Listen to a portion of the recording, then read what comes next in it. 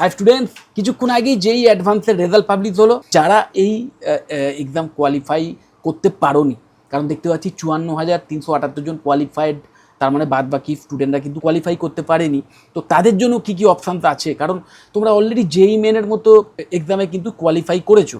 So তোমাদের এখনও কিন্তু অনেক অপশানস আছে, মানে তোমাদের এমন ভাবার কিছু নেই যে ড্রপ আপ করতেই হবে পরের বছরের জন্য, আবার এক্সামের প্রিপারেশান নিতে আর কোনো অপশান নেই, এমনটা নয়। তোমাদেরও কিন্তু অনেক ভালো ভালো অপশানস আছে, অনেক ভালো কলেজে অপশান আছে, যে কলেজগুলোয় তোমরা তোমাদের পছন্দের ব্রাঞ্চ নিয়ে পড়াশোনা করার সুযোগ পেতে পারো। এবং এটা সবসময়তেই আমি মনে করি যে কলেজের চেয়ে অনেক বেশি ইম্পর্টেন্ট কোন ব্রাঞ্চ তুমি চয়েস করছো, সেটা অনেক বেশি ইম্পর্টেন্ট। যেই অ্যাডভান্সে ভালো মার্কস করা মানে এই নয় যে তুমি কিন্তু চাকরি পেয়ে গেলে, এটাও মাথায় রাখবে। তোমাকে আলটিমেটলি তুমি যে যত টপ লেভেলের আইআইটিতেই চান্স পাও, যত ভালো ব্রাঞ্চ নিয়েই চান্স পাও, সেখানে কিন্তু আলটিমেটলি 4 বছর তোমাকে সলিডভাবে পড়াশোনা করতে হবে, 100% ডেডিকেশন দিয়ে স্কিল বিল্ড করতে হবে।